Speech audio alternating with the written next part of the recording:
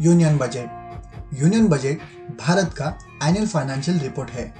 यह गवर्नमेंट का एक एस्टिमेटेड इनकम एंड एक्सपेंडिचर है जो पीरियडिकल बेसिस पे प्रस्तुत किया जाता है। स्वतंत्र भारत का पहला यूनियन बजट 26 नवंबर 1947 को आर के शनमुखम चट्टी द्वारा प्रस्तुत किया गया। Hi friends, welcome to Fintoss. आज हम यूनियन बजट साल 2022-23 के बारे में जानेंगे, पर इससे पहले यूनियन बजट के कुछ अननोन फैक्ट्स के बारे में जानते हैं। हर साल 1 फरवरी को फाइनेंस मिनिस्टर द्वारा यूनियन बजट प्रस्तुत किया जाता है, पर साल 2020 को फाइनेंस मिनिस्टर निर्मला सीतारमण द्वारा यूनियन बजट 2020-21 पेश करते हुए सबसे लंबे बजट भाषण का रिकॉर्ड किया गया। ये बजट भाषण 2 घंटे 42 मिनट तक चलता रहा। इस बजट के शब्दों की लंबाई तकरीबन 13,275 शब्द थी, और इससे पहले 1977 में interim budget finance minister Hirubhai Patel ने 800 शब्दों में पेश किया था। अब जानते हैं यूनियन बजट साल 2022-23 के बारे में।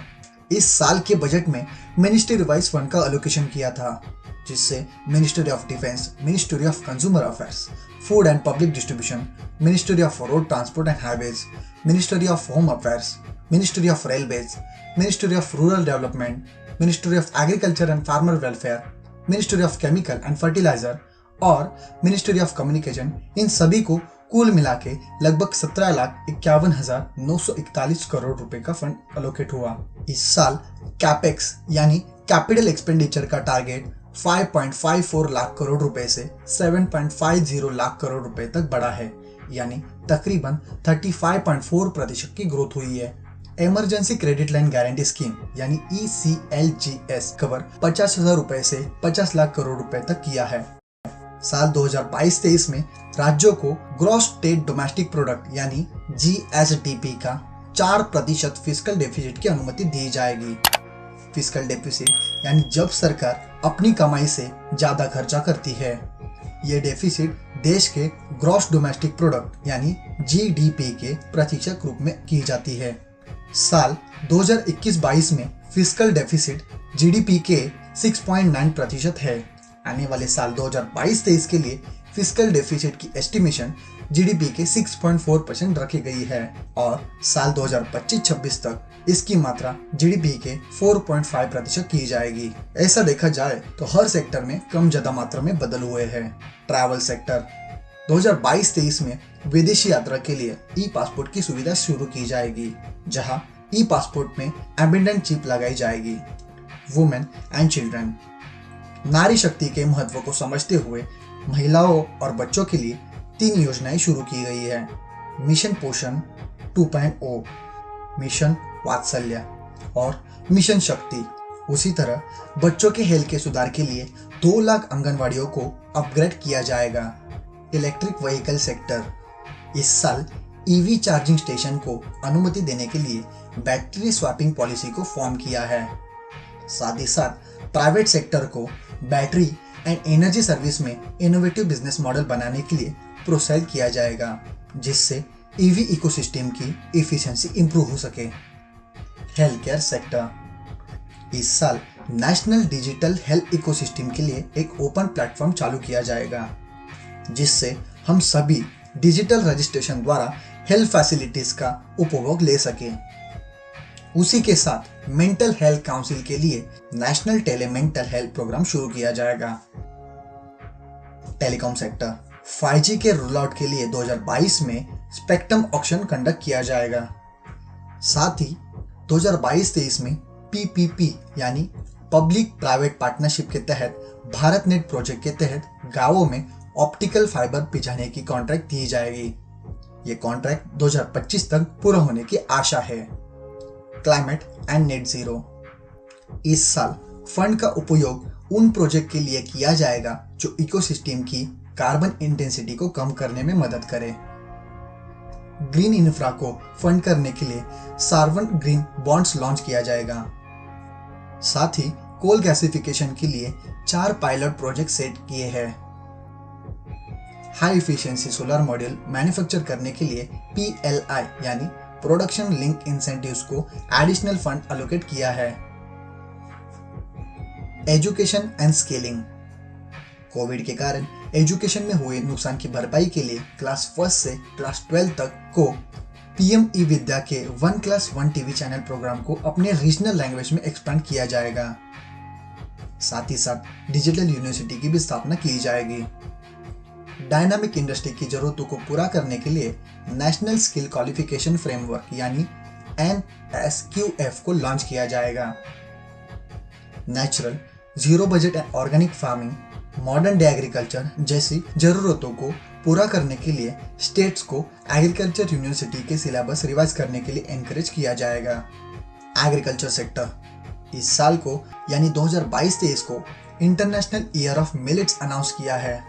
इसी तहत गवर्नमेंट ने MSP यानी मिनिमम सपोर्ट प्राइस ऑपरेशन के अंडर वीट और पैडी की खरीदी के लिए 2.37 लाख करोड़ पे किए हैं। साथ ही रेलवे छोटे फार्मर्स और MSME के लिए न्यू प्रोडक्ट डेवलप करेगी। फार्मर्स के लिए पूरी तरीके से फाइनेंशियल सपोर्ट इस बजट में किया है। उसी तहत मिनिस्ट्री फॉर प्रोक्योरमेंट द्वारा कंप्लीट पेपरलेस और ई बिल सिस्टम लॉन्च की जाएगी। जॉब्स ECLGS को मार्च 2023 तक बढ़ाया है, जिसके कारण अगले 5 वर्षों में लगभग 60 लाख जॉब उपलब्ध होगी और डिजिटल इकोसिस्टम की मदद से स्किल पे बहुत अच्छी तरह से फोकस किया है। MSME एंड स्टार्टअप्स इस साल स्टार्टअप्स का एग्जिस्टिंग टैक्स बेनिफिट जो 3 वर्षों के लिए ऑफर किया था उसे और 1 साल के लिए एक्सटेंड किया गया है। साथ ही ड्रोन पावर के लिए स्टार्टअप्स को प्रमोट किया गया है। Udyam, E-Shram, NCS and Aseem portal जैसे MSME को आपस में जोड़ा जाएगा। प्राइवेट इक्विटी और वेंचर कैपिटल ने 5.5 लाख करोड़ स्टार्टअप में इन्वेस्ट किए हैं और उसी के साथ एक्सपर्ट कमेटी भी फॉर्म की है। MSME अब G2C, B2C और B2B सर्विस प्रोवाइड करने वाली लाइव ऑर्गेनिक डेटाबेस वाले पोर्टल के रूप में परफॉर्म करेगी, जैसे credit facilitation, housing and urban planning. इस साल अर्बन प्लानिंग के लिए हाई लेवल कमेटी फॉर्म की गई है जो अर्बन बिल्डिंग की कैपेसिटी, प्लानिंग और इम्प्लीमेंटेशन और गवर्नेंस पर रिकमेंडेशन देगी। अर्बन प्लानिंग के लिए उभारे गए 5 एग्जिस्टिंग एजुकेशनल इंस्टीट्यूशन को 250 करोड़ रुपए का फंड दिया जाएगा और मॉडर्न बिल्डिंग बायलॉज इंट्रोड्यूस किया जाएगा।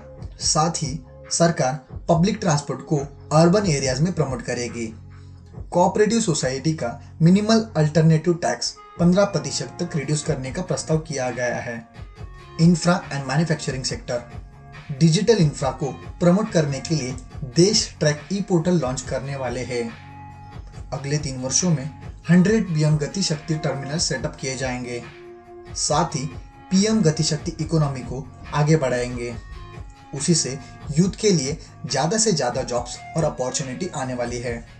न्यूली इनकॉर्पोरेट हुए मैन्युफैक्चरिंग कंपनीज के लिए 15% कॉन्सोनेशियल कॉर्पोरेट टैक्स मार्च 2024 तक यानी और 1 वर्ष के लिए अवेलेबल होगी। डिफेंस इस साल सबसे ज्यादा फंड अलोकेट होने वाले डिफेंस सेक्टर को गवर्नमेंट ने इंपोर्ट रिड्यूस करने की कमिटमेंट की है। डिफेंस R&D बजट के 25% के साथ इंडस्ट्री, स्टार्टअप्स और एकेडमी खोली जाएगी। साथ ही कैपिटल प्रोक्योरमेंट बजट के 68% डोमेस्टिक इंडस्ट्री के लिए दिए जाएंगे।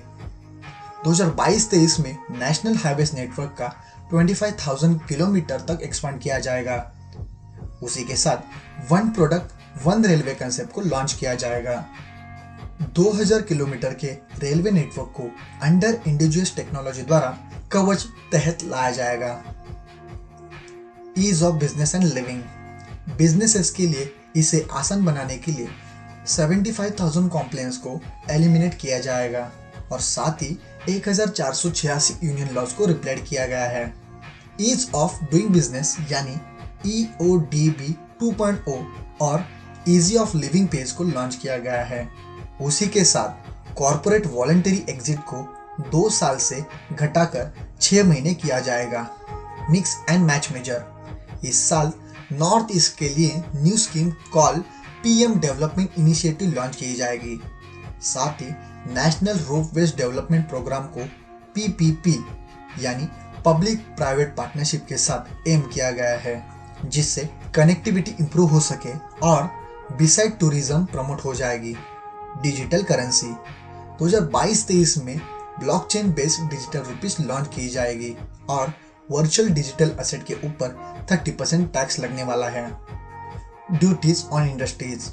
इस साल एमएसएमई के लिए स्टील स्क्रैप पर कस्टम ड्यूटी एग्जम्पशन और 1 साल के लिए बढ़ा दी जाएगी। अक्टूबर 2022 में अनब्लेंडेड फ्यूल पर 2 रुपये प्रति लीटर का एडिशनल ड्यूटी लगेगा। साथ ही कुछ केमिकल के ऊपर इंपोर्ट ड्यूटी लगाई जाने वाली है। टैक्सेस। इस साल स्लैब में किसी भी प्रकार का बदलाव नहीं आया है। आईटीआर फाइल में हुए ओमिशन को करेक्ट करने के लिए गवर्नमेंट एक वन टाइम विंडो प्रोवाइड करेगी, जिससे 2 साल के अंदर अपडेटेड रिटर्न दाखिल किया जाएगा। ट्रांसफर किए हुए वर्चुअल असेट्स जो थ्रेशोल्ड के ऊपर है, उसी के ऊपर 1% टीडीएस कटेगा। साथ ही गिफ्ट्स के ऊपर भी टैक्स लगने वाला है। लॉन्ग टर्म कैपिटल गेन पर सरचार्ज 15% कटेगा। साथ ही कॉस्ट ऑफ एक्विजिशन छोड़कर इनकम कंप्यूट करते समय किसी भी प्रकार की डिडक्शन अलाउड नहीं होगी और लॉस को भी अदर इनकम के साथ सेट ऑफ किया नहीं जा सकता। जिनकी इनकम 1 करोड़ रुपए से 10 करोड़ रुपए के बीच है, उन कोऑपरेटिव सोसाइटीज के लिए सरचार्ज 7% किया है। Finance sector. इस साल 1.5 लाख पोस्ट ऑफिसेस अभी कोर बैंकिंग सिस्टम में बदलने वाली है, जिससे फार्मर्स, सीनियर सिटीजन और रूरल एरियाज को बहुत सारी मदद होगी। साथ ही 75 डिजिटल बैंक को 75 डिस्ट्रिक्ट में सेट किया जाने वाला है। ये रहा इस साल का बजट 2022-23 में कुछ अनएक्सेप्शनल बदल तो जरूर नहीं हुए, लेकिन किए हुए बदलों से इंडियन इकोनॉमी ग्रोथ की पाथ पर है, ये हम जरूर कहेंगे। आपको इंडियन इकोनॉमी के बारे में क्या लगता है, जरूर कमेंट करके बताइए। यदि आपको ये वीडियो पसंद आती है तो इसे लाइक करो, सब्सक्राइब करो और बेल आइकॉन पे क्लिक करना ना भूलें। धन्यवाद।